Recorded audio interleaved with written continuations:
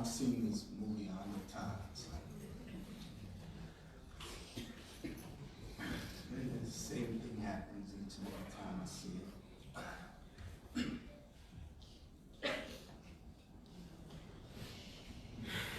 Before I say what I want to say, I have a couple of families in here that they know who they are. I want them to come to the front real quick. Constantly.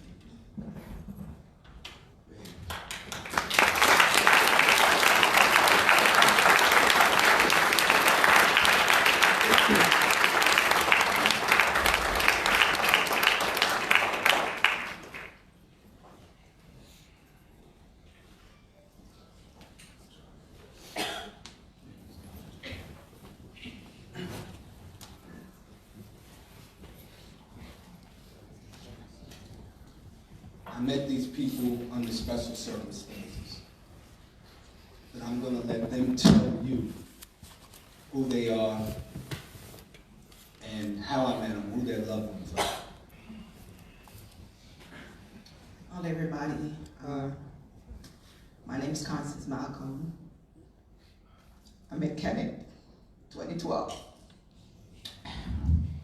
when my son Ramadi was actually murdered almost the same way his dad murdered. Officer broke into my apartment and shot my son in front of his grandmother and his 6-year-old brother at the time. This February, February 2nd, made it 80 years since my son was murdered. The officer who murdered my son was actually charged with manslaughter 1 and manslaughter 2, but the case was thrown on a technicality. So we chose to go back to the grand jury. They gave us the option to go back to the grand jury or appeal. We chose to go back to the grand jury because we felt we had a strong case. But when we went back to the grand jury, we had no true bail. So the officer was actually let go. We pressed on, and he was charged by the department, New York City Department, and was found guilty. And when he found out he was going to get fired, he actually went and resigned. So technically, he would never get fired. You walk away without any charges. But one thing I made sure of, that he would never work in this city as a police officer or a fire in the fire department. I made sure he didn't get a good guy letter and made sure he could carry a gun again. That's all I could do to make sure my son knew that I fight to the end.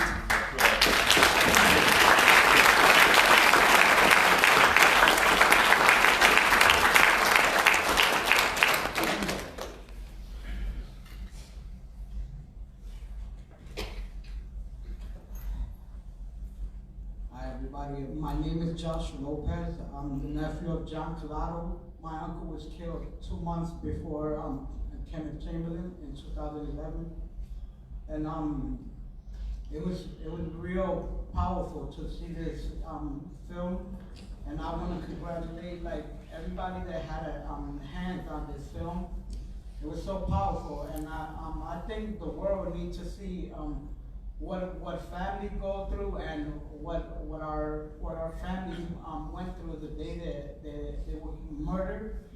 And I think the world needs to see it in the eyes of us. That a lot of times we see the narrative in the social mainstream media, and their story go hand in hand with the police because they work together.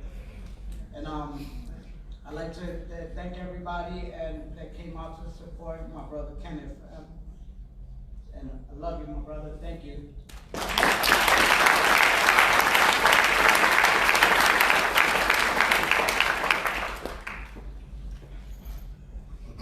Good evening. My name is Victor Dempsey. I'm the brother of murdered Daron Small. My brother was murdered July 4th, 2016 in Brooklyn, New York. They dubbed it the Brooklyn Road Rage Incident. He was murdered by an off-duty officer after leaving an event with his girlfriend in the car. At that time, my 16-year-old niece, 14-year-old niece, I think she was, and my 4-month-old nephew in the back seat.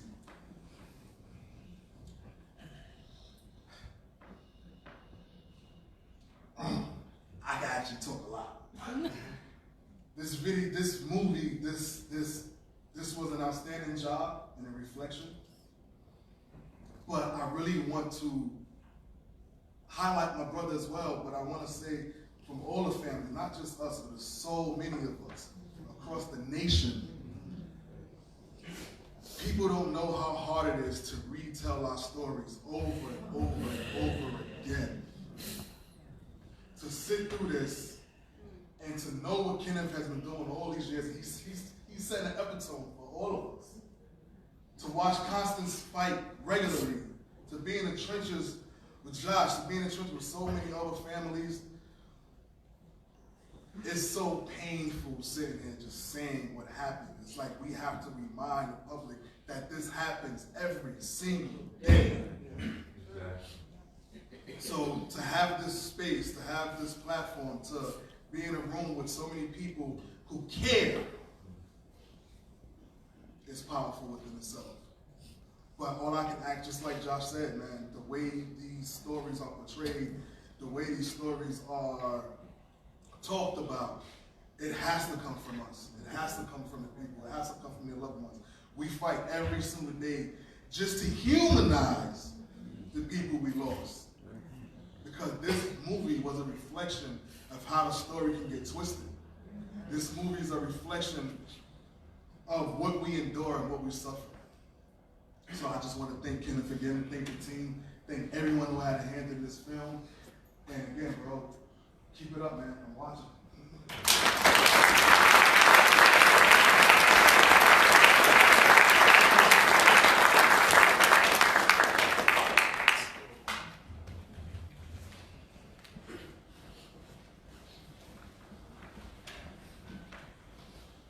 Guess I got it together enough now that I can actually address you.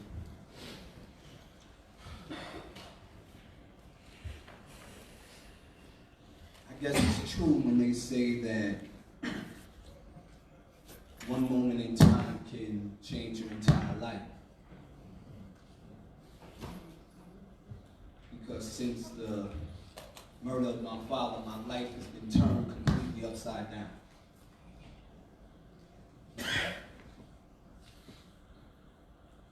What I wouldn't give to hear his voice again.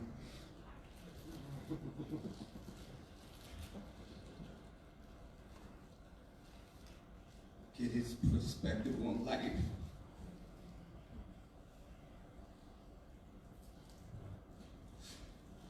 What I wouldn't give to hear him sing. My father loved to sing. Everybody that knows him knew that.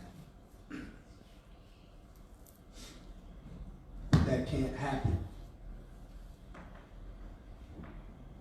It can't happen because on November 19, 2011, members of the White Plains Police Department had no regard for the sanctity of life for a 68-year-old black man with a heart condition.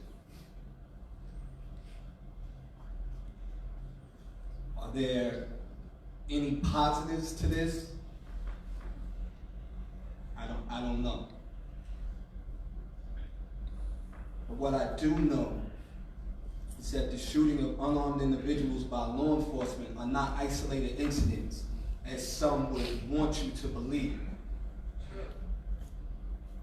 So while it is personal for myself, personal for them, we we know that it's bigger than our loved ones. And this is why we stand on the front line each and every day fighting. This is why we call upon individuals such as yourselves, fearless men and women who stand on the front lines with us, making it clear that extrajudicial killings and summary executions of our loved ones will no longer be tolerated.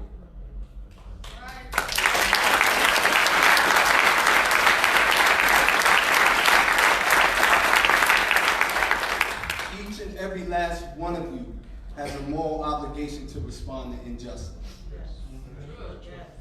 Now, when we do this, you know, I often tell people I'm a hero to some, troublemaker to others. But no matter what you think, I'm an agent for positive change. And part of that change means to reevaluate and re-examine the issues that directly affect us. We can no longer have a system in place that places no value on black or brown life. We need an oversight body. We need independent prosecutors in questionable police shootings, not an executive order. Because when the governor goes, the executive order goes. Because you cannot have a police department investigating its own officers, nor should you have a district attorney's office that works closely with that department on a day-to-day overseeing the investigation. It's an inherent conflict.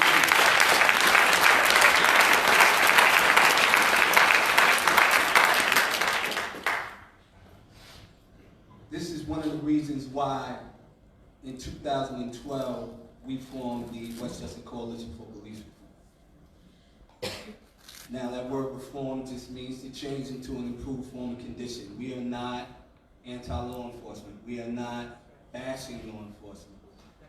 We are anti-individuals who feel they can do whatever they want to whomever they want with impunity.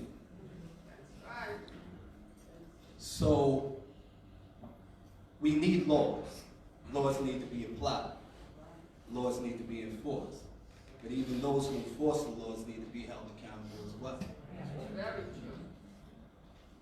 So if the greatest gift is to truly be a service to others, and if we truly want an equally functioning society, then we have to stand up. We have to speak out against these types of injustices. We can no longer allow the perpetrators of these types of injustices to minimize our outrage. Yes. We can not allow them to go through or use official channels giving the appearance of injustice, or lie and blame the victim, making them look like a suspect when you know that they're not.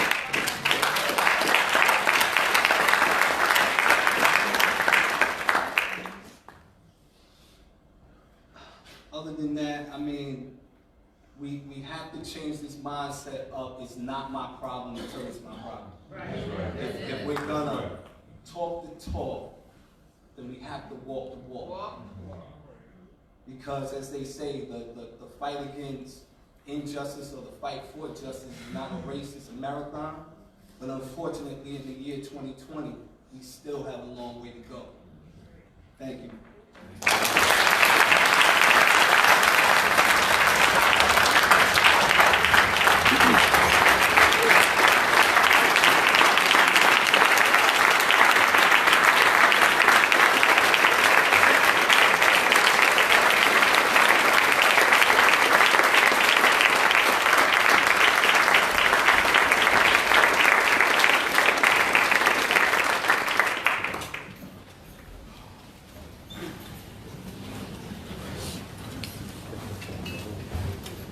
We're going to have a Q&A for everyone who wants to stick around and ask some questions.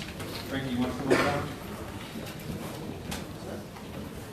We'll have a few people up here. If anyone wants to ask any questions, we'll have Kenneth, myself, David. What are you guys coming up to? Everybody, come on up.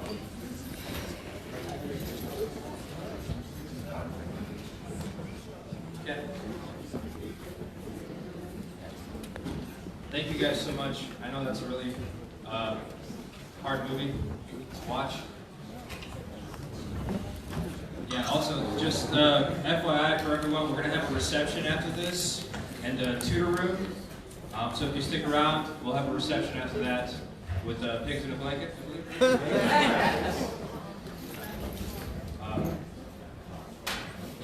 But yeah, we'd love to open it up. If you guys have any questions for us, we'd love to answer them. We'll go down the line real quick, and everyone will say kind of their role, position, whether it's in the movie or in this story and in this this battle that we've been having. So, you want to start? Everyone knows you probably, but go ahead. Hi, so you know I'm Randy McLaughlin. I'm sure a lot of you, this is the first time you've seen this. Frankly, when I saw it the first time, and we litigated this case, but for us, for me, it was like I was in that room with Ken Chamberlain Sr. And for the first time ever, and we do a lot of these cases, I could actually feel what it was like for him to be in that room. If only one of the officers could feel that too, he'd be alive with us today.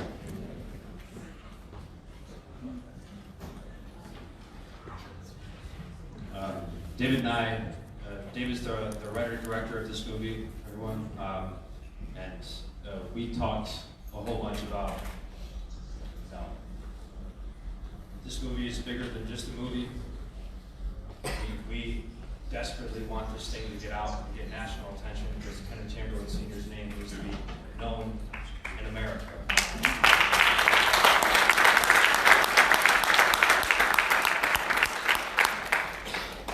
And we think that this is a powerful piece that can hopefully open some eyes and make people feel maybe even just a little bit of what he had to go through.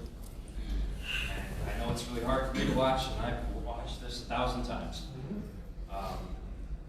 So I want to open it up. So we got David. Well, you know, you guys can introduce yourself. Go ahead. I'm David Liddell. I wrote and directed the film.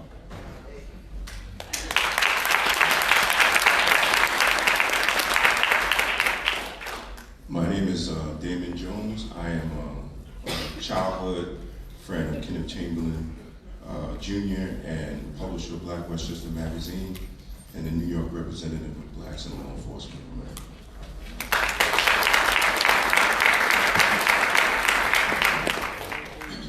And I'm Frankie Faison, and had the great honor and privilege to take on this role, the character of Kenneth Chamberlain. And I learned so much from doing that, getting into embodying the character of this person. It just taught me so much about myself, and it just helped to reinforce a lot of things that I've already believed. And just to see you all here is proof that family cares, that friends cares, that officials care. There are a great large body of people that really do care. And if I can play any small part in securing and affecting and making sure that that caring continues, then I feel like I've done my job. So it's been an honor.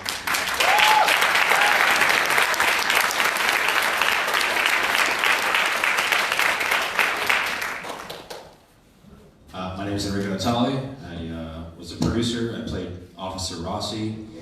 And,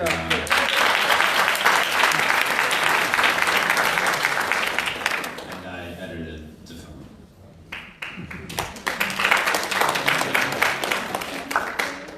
Kenneth Chamberlain Jr.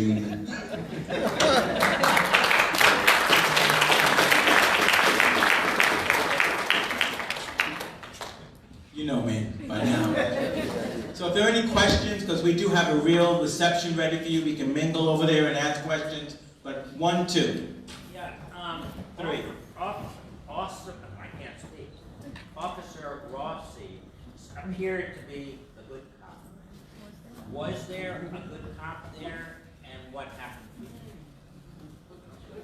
So all the cops are fictionalized. So Kenneth Chamberlain Sr. is Kenneth Chamberlain Sr. All the other cops are fictionalized. We took a lot of the recordings and we kind of made the characters, we kind of created archetypes for each character, and we wanted there to be a character that was kind of the what if they just did this? What if they went to and tried to negotiate with them and tried to, de-escalate the situation. And we felt that that was important to kind of see that perspective. So yeah, I'll let David speak on it a little bit too. Yeah, I taught special education for many years, and as an educator, one of the things that we have to do is go through very extensive crisis management training. We have to learn how to approach someone in the middle of a crisis and how to de-escalate the situation in a way that keeps that person safe, keeps you safe, and keeps everyone else around safe.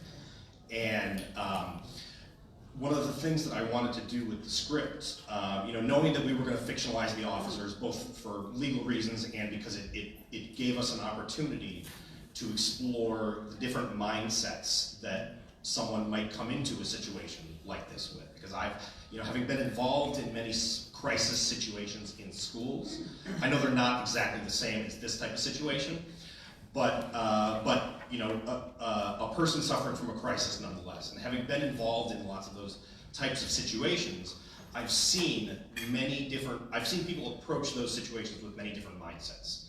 And that's one of the things that we wanted to do with the film, was demonstrate the variety of approaches that someone might take to a situation like this, depending on their personality, depending on the level of training that they've had, depending on,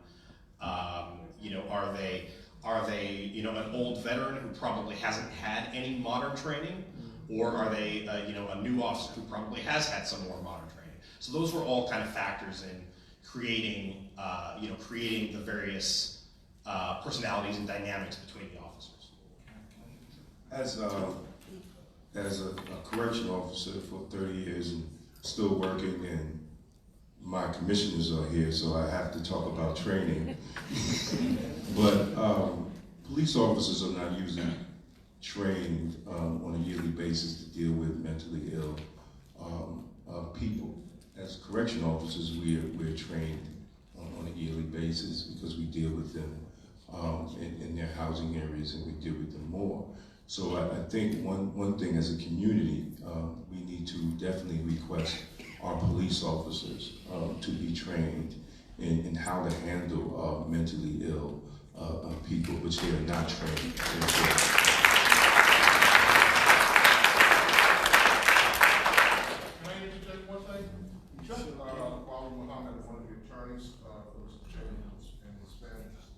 Take the mic. Take the mic. No, I think I'm loud enough. No, what I want to say in terms of your question about there being a good cop, there was one police officer who in fact gave in his deposition testimony which could have been very helpful if he was there at trial and discussed those things. He was the one that said that Mr. Chamberlain was in fact, his feet were up in the air when the police came in the door. Unfortunately, he was killed in a car accident before the trial began. Wow. Right. What an appropriate time. Two. And I'd just like to say one thing quickly, just from a, because I am an actor and I'm an artist, and it's like I'm always bringing every kind of perspective to everything. I have to see it always, otherwise I'm not being truly representational of the event. And to me, this character was so significant and important to this film that if he wasn't there, then this film would take a completely different kind of tone, a kind of negative thing. I mean, there's enough already in it, but the thing is that this officer, at least in this version, he asked the questions. I mean, he was squashed, but he asked the questions, and you could see the caring. And to me, he's one of my favorite characters in this film, because he's like, you could see him trying, and that is significant. So just from an artistic and creative standpoint, it is huge, and you did an amazing job.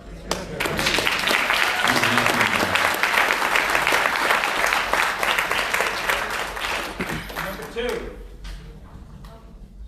Some of what I feel has already been said. First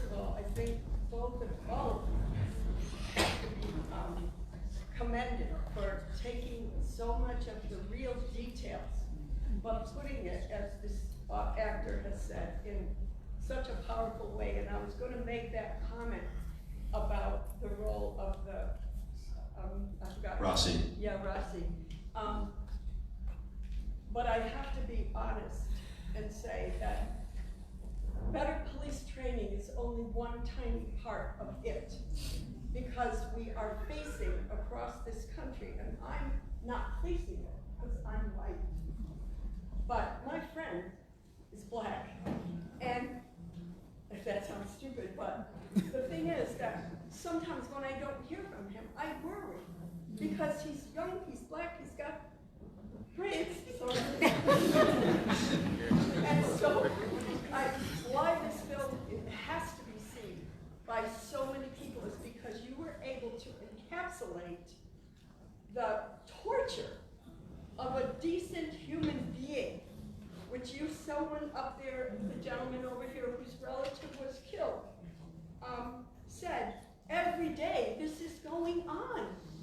Every day. And sometimes when I talk to people and I try to have them understand it, they don't quite believe it. But when you see a film like that, I cried through the whole thing. I mean, I'm still struggling. So, and Kevin, you've been a wonderful model to all of us to persevere with all that you've done. And I just commend you immensely, and I feel humbled.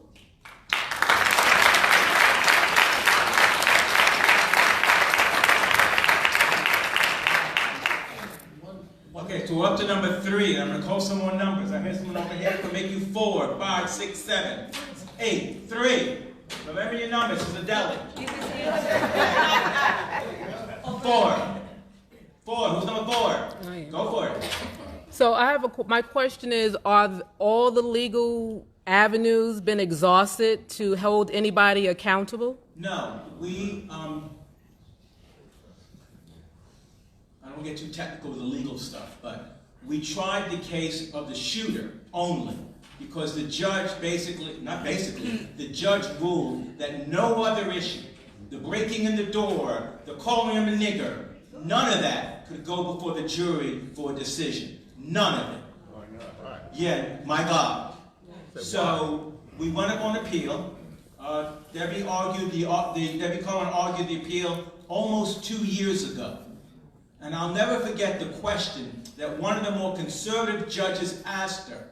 So what should they have done? Just leave? And she said no. They should have spent more time investigating what was going on. Here's my question. You took the man's doors off the hinges. What were you going to do if nothing happened? If he was just fine in there? Repair his door? No. You were coming there to arrest him. Or worse. And worse happened. So we're hoping, praying to God, and I hope you all can pray, whoever deity you believe in, that we get that justice out of the Second Circuit Court of Appeals. I hope and believe that they would not let us wait 2 years for a failure. So I believe in my heart of hearts that one day, hopefully soon, we'll be able to go back into that courtroom and show that judge how you try a case and how you treat people who've been brutalized by the police.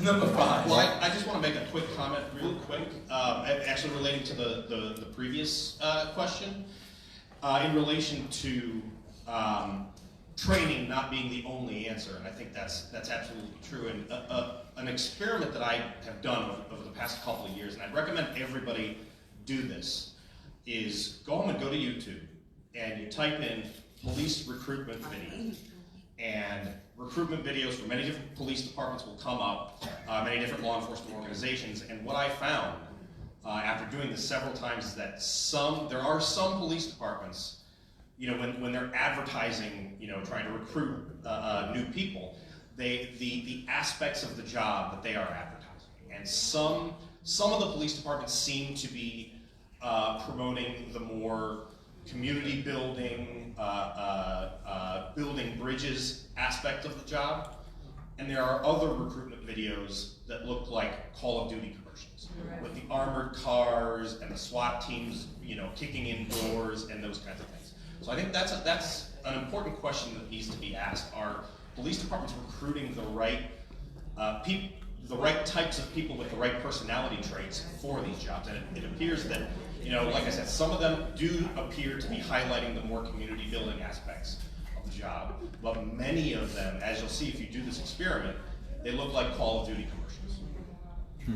Who's next? We have another number. Go.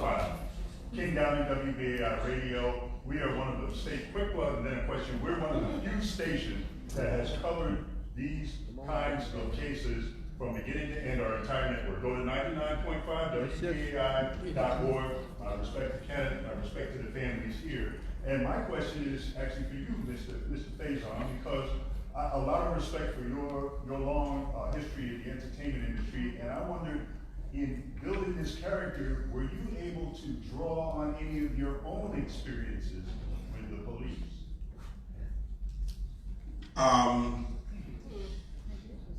I've been asked similar questions like that, and it seems to me that ever since I came into the entertainment business and became sort of a recognizable face in some way or another, the same rules do not apply. And I always, I feel it's not like I would want to have an encounter or anything, but it's just that the same rules don't apply. That people notice, they notice me, they see who I am, and they'll become, the rules change. So to answer you, I've never had an encounter with a police officer or a law enforcement officer of any type that would even come close to resembling what we have here. As a matter of fact, my wife is often to point out how the special attention that I sometimes get. I mean, most recently, not too long ago, I was pulled over for speeding in a local community, and I'm like, very much to my chagrin now, I would do something like, hey, you know who I am, or something like that. That's wrong. But this time I really wasn't doing that. But the officer, he recognized me, and he ends up, just slapping me on the wrist and wanting to take a picture, and wanting to get an autograph and all of that. And so it's not, it's the same rules don't apply. But I see it with people I know, I see it with family, I see it with friends, and I'm not so blind that I don't notice the difference. And that's why I'm here doing this film.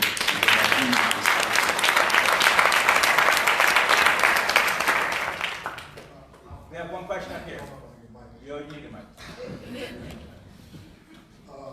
My question is, in preparing to write the script for the directors really and kind of understanding the case, obviously it got your attention. But I'm asking this because I see a lot of advocates that I know personally in the room. And when it comes to advocating for police brutality in general, I heard you make a statement earlier that you wanted to depict different scenarios. This might be a long answer for you, I don't know, but you could pick, but what did you think was the most important thing to depict throughout the movie? Because I've seen a lot of key points, especially with our advocacy work. We always try to figure out a way to tell our stories. But what do you feel, at least 3 highlighted things that had to be depicted? Sure. There's so many, and I think watching the film, we tried to balance the many different points that we were trying to make. But the way that I think of it is that Kenneth Chamberlain Sr. had in terms of how law enforcement before they got to know him at all, it seems to me that he had 3 major strikes against him in their eyes. He was a person of color, he suffered from mental health issues, and he lived in a community that the police associated with criminality, even though, regardless of his history, regardless of anything that he may have done in the past, they associated certain things with him because of his zip code. And I think that, that I wanted to make those 3 points very clear, that these were the 3 strikes that Kenneth Chamberlain Sr. Had against him before they got to know him at all. Right. So that was one thing, and the other thing that I wanted to really make clear was the, you know, in speaking, you know, I have a lot of police officers in my family. I have you know, people who operate in those sort of paramilitaristic environments where there's a very strict hierarchy, and you know, that there's a very strict hierarchy. There's a very strict protocol for who, you know, who you have to listen to, who you're allowed to challenge, and sometimes the pack mentality that develops in those types of paramilitaristic organizations, where you know, obviously the character of Rossi is highly discouraged and belittled and demeaned when he tries to speak his mind about something he doesn't think is right. And I think that that's a much more common. I think that's much more common than people might realize. You hear, you know, Enrico and I are from Chicago, and you know, Laquan McDonald, the shooting of Laquan McDonald has been, you know, very much in the news over the last several years, and there were stories that came out, there were documentaries that were made about the fact that the police officers who saw something and knew it was wrong were either totally silenced, discouraged from speaking out, retaliated against, those kinds of things. And I think that's a really important point that I wanted to make, was the problems that can develop from this type of very strict hierarchical structure, where you are discouraged from dissenting or speaking out when you see something that's wrong. We'll have a couple more questions, and we're going to go have a reception. We'll still be here to chat. I just want to make a statement about officers not speaking up. I think that if we're going to be good law enforcement and good cops, we have to speak out against the bad ones.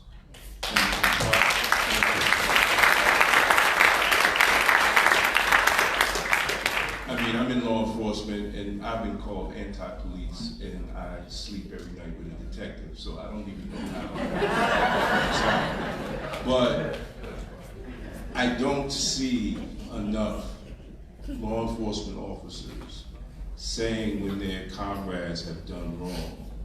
It should be okay, but it's frowned at in this culture, and you do receive retaliation from those who are in blue, without a doubt. So, but I think as a community, we need to support those officers who step across the blue line. A lot of times they don't do it because if they do it, the community is not behind them. So we need that as a community of people that's for justice. We need to support officers that cross the line. And real quick, there's the story of an officer in Buffalo who stopped an officer from choking a male suspect who was in cuffs.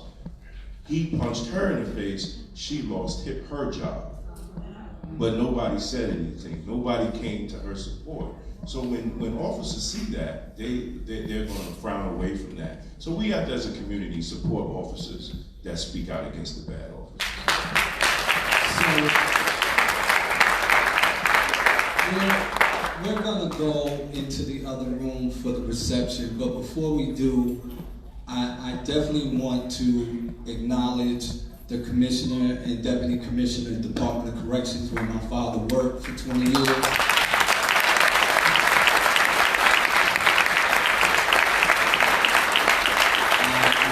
I definitely want to acknowledge the county exec. He's back there. I tried to get him to come to the front, but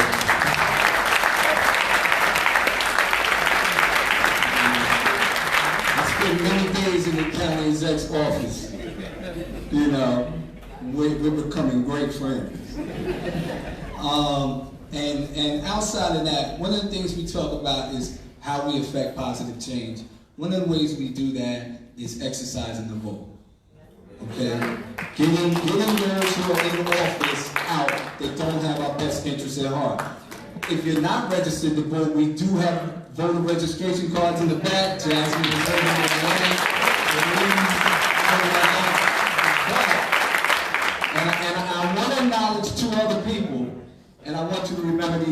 and they're going to give you their names themselves, okay?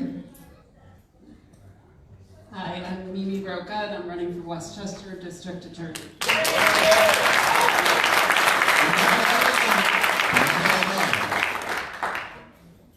Hi everyone, my name is Mondaire Jones and I'm running for United States Congress. Do we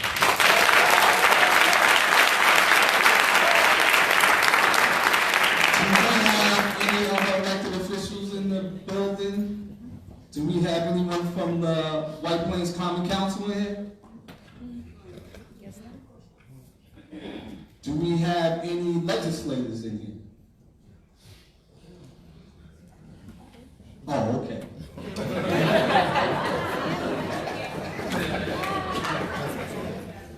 So, again, we're a small movie, trying to make a big statement. We want this to have national attention. We believe it has to have national attention. We will make that happen. If you can follow us, Killing of KC Film, that's our hashtag. We're on Facebook, we're on Twitter, we're on Instagram. Please follow us. If you enjoyed this, say something about it. We really appreciate that. We want to get the story out there. And if you have any other questions, I think we have to go over to the next room. But we are going to be there. Please come talk to us. We want to talk to you. Thank you guys so much for coming. Now to get to where you want to go, just go out the door. There's a student there to help you get there. What's up? What's up?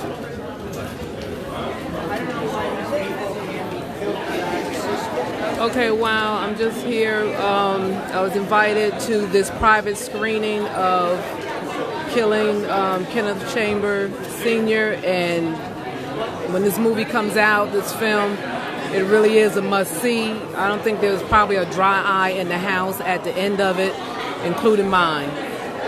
So I'm going to chime out right now. And yeah, thanks everybody for tuning in.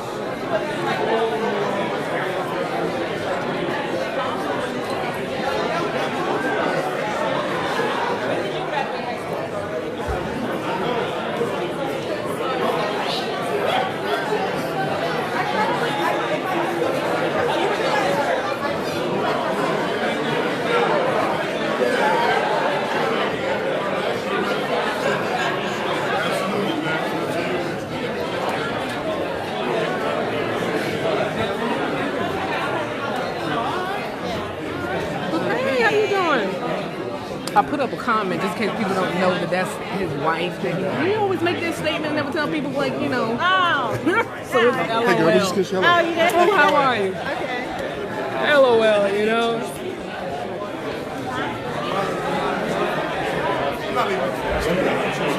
Excuse me.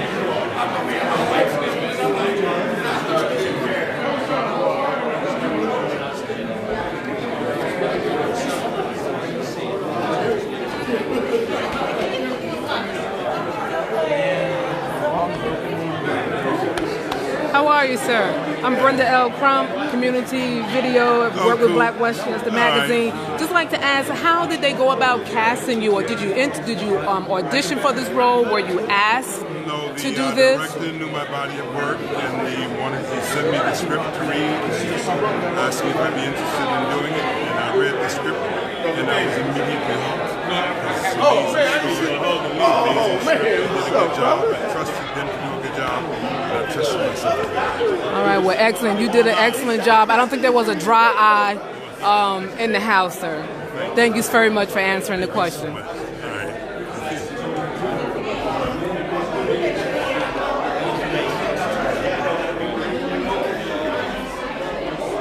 All right, I think that's it, y'all. I'm going to end this now.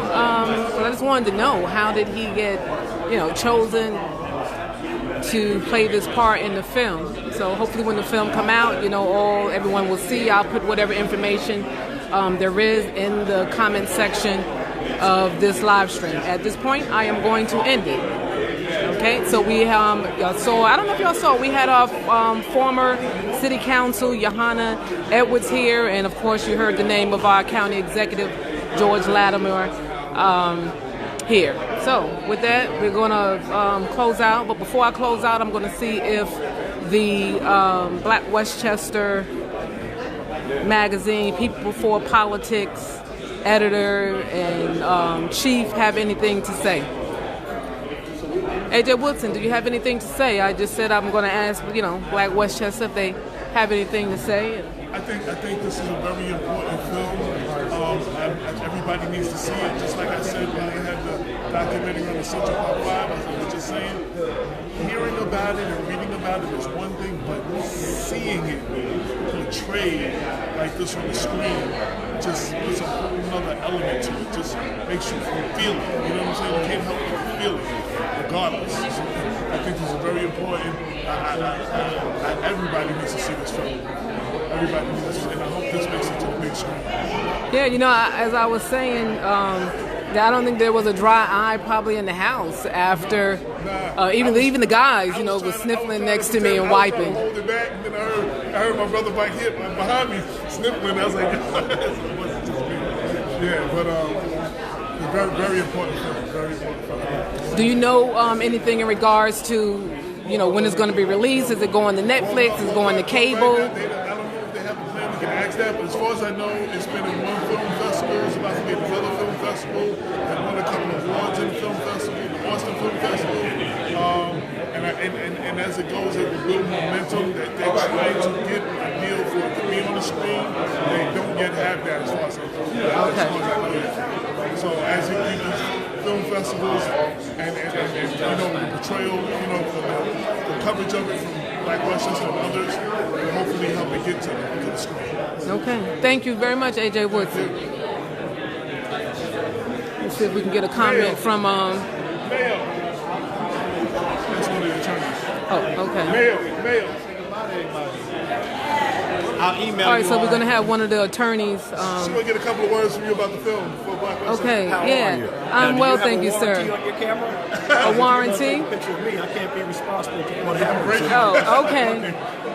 Well, you're such a good-looking gentleman. I don't think there's going to be any problems with breaking it in reference to your visuals. But I'm Brenda L. Crump, and I do live streaming for our community in Mount Vernon, and I work with Black Westchester Magazine as a special guest co-host sometimes and do some live streaming. So what can you tell us, as I asked the question about the legality of being able to hold somebody accountable? So at this point, I think the answer was the person, the officer that did the actual shooting. Is he the only one now that there is possibly something that can be done? Well, thus far he's the only one, but the Judge Seibel made a ruling basically that we would only be able to address that 1 second prior to the shot being fired. Basically told the jury they could ignore the entire virtually 2 hours previous, ignore whether they had a right to be in his home in the first place, ignore whether Mr. Chamberlain was actually engaged in conduct that would have justified them entering his home, ignored the fact that one of the police officers called him a nigger. We were not able to even mention the fact that that word was used. So basically she took the case, totally disrupted every possible avenue that we would have had in terms of prosecuting the case, and left the jury with virtually no way to find wrongdoing. We've appealed that, and we're hoping that the Second Circuit comes back and that the judges from the Second Circuit realize that that was wrong, and that if you're going to have a trial, you have to have evidence. In fact, she almost limited our trial to the same amount of evidence that was in the impeachment of Donald Trump, virtually nothing.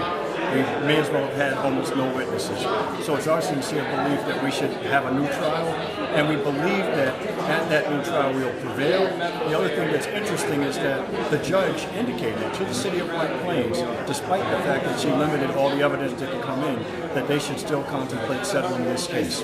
And they were in the process of settling the case with us when in fact that verdict came back. So we're comfortable that if we get to actually litigate this case and fully talk about everything that happened, that we'll get a positive verdict. Well, so how do you think the film, because it's traveling around, my understanding, to the different film festivals.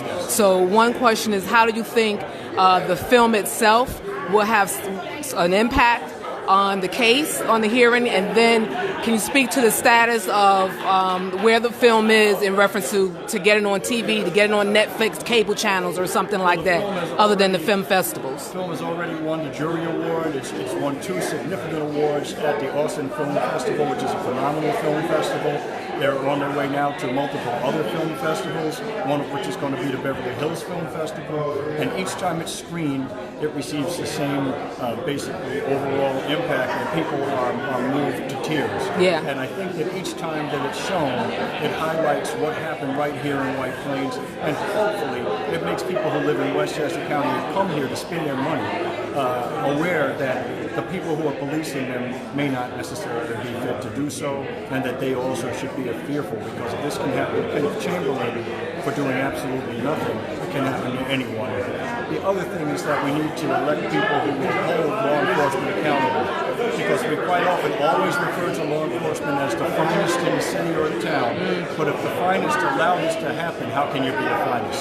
So those who would sit back and allow that to happen, to be bystanders, atrocities to happen. Okay, so please speak to the question of what kind of impact, if any, do you think the film may have on the case and trying to get it, through the other courts and decisions changed? I tend to doubt that well, let me take that back. The fact that the film is there will heighten awareness about what has occurred. I'm comfortable that even if the film wasn't made, that the judges would have no other verdict to come back with and find that it should deserve a new trial. Okay, and so public sentiment, public support is always invaluable. Right, and when do you? I know you don't know definitely, definitively, or an exact answer, but maybe when do you expect a response back from the courts? How long does this procedure kind of take? Unfortunately, having practiced law for nearly 30 years, I don't have very many expectations. I can tell you that we have lots of things on paper that sound wonderful, but I can also tell you it doesn't take 2 years to reach a decision on a case like this. Okay. All right. Thank you very much, sir, for your time. It's You're a welcome. pleasure. Thank you. Thank you. I appreciate it. Okay. Thank you. Have a great year. All right, y'all. For real, this is it now. I'm going to end this and go see what they have to eat for people with a vegan dietary intake, whole food, plant-based. Bye, y'all. Thanks, everybody, for tuning in.